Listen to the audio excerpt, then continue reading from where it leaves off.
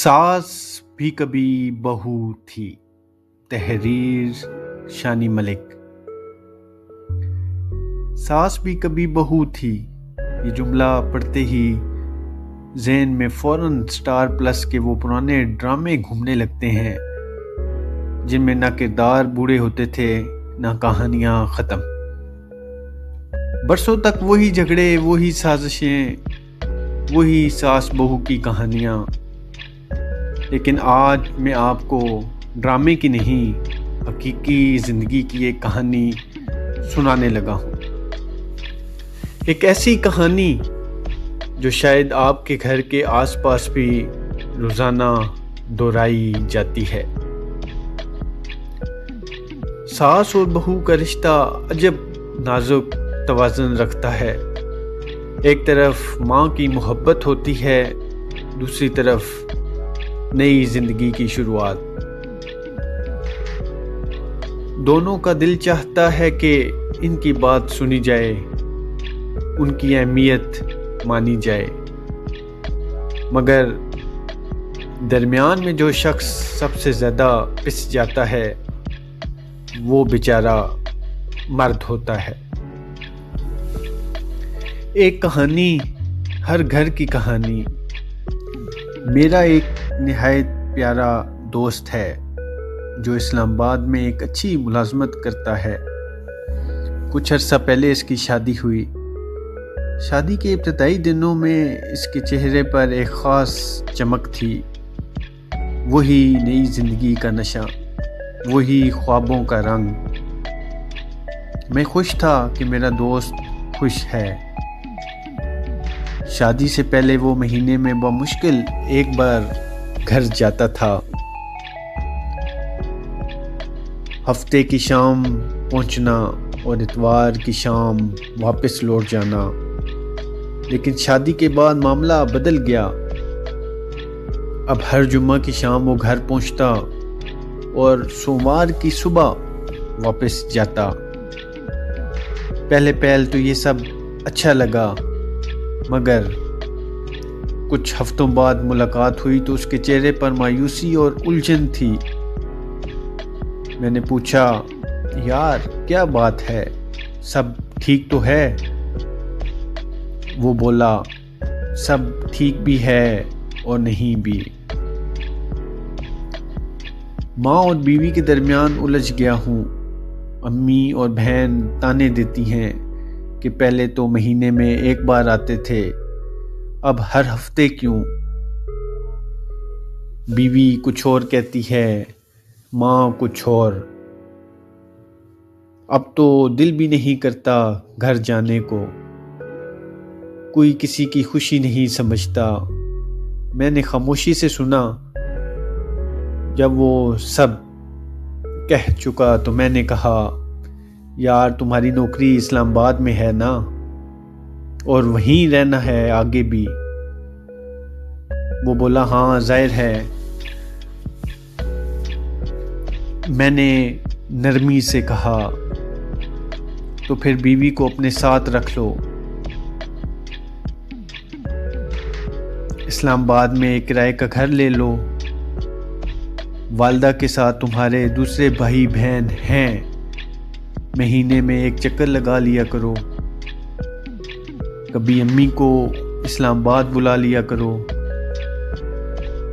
इस तरह तुम्हारी भी सहूलत होगी और घर के रिश्ते भी बच जाएंगे।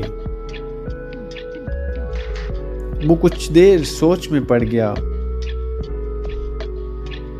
फिर बोला, यार ये बात मैं घर में कैसे कहूँ? मैंने हंसकर कहा, मेरा काम सिर्फ मशवरा देना था, बाकी तुम्हारी समझदारी पर छोड़ दिया। एक फैसला और एक नया इम्तिहान। 2 हफ्ते बाद इसकी कॉल आई। खुश लहजे में बोला, फैसला कर लिया है, इस्लामाबाद शिफ्ट हो रहा हूँ। घर भी देख लिया है, कल सामान शिफ्ट करना है। بس کوئی شاہزور گاڑی ارینج کر دو۔ میں نے کہا ٹھیک ہے، صبح پہنچ جائے گی، لیکن رات کے 9 بجے وہ میرے گھر آ دھمکا۔ چہرے پر الجھن، لہجہ بدلا ہوا، کہنے لگا یار شاہزور والے کو منع کر دو، چھوٹی راوی سزوکی بک کروا دو۔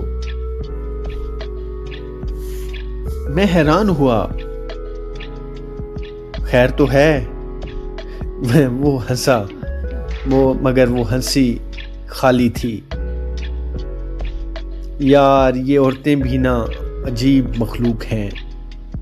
بیوی کو بتایا کہ اسلام آباد جا رہے ہیں تو خوشی سے پھولے نہ سمائی۔ امی کو بتایا تو خاموش ہو گئیں۔ خیر میں نے بات پر قائم رہنے کا فیصلہ کیا، لیکن جب واپس اپنے کمرے میں گیا تو بیوی منہ پھلائے بیٹھی تھی۔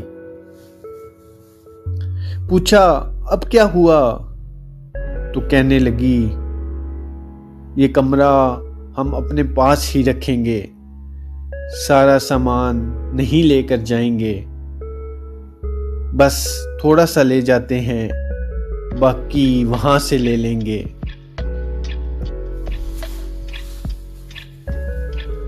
اب یار تم خود بتاؤ میں کس کا دل رکھوں؟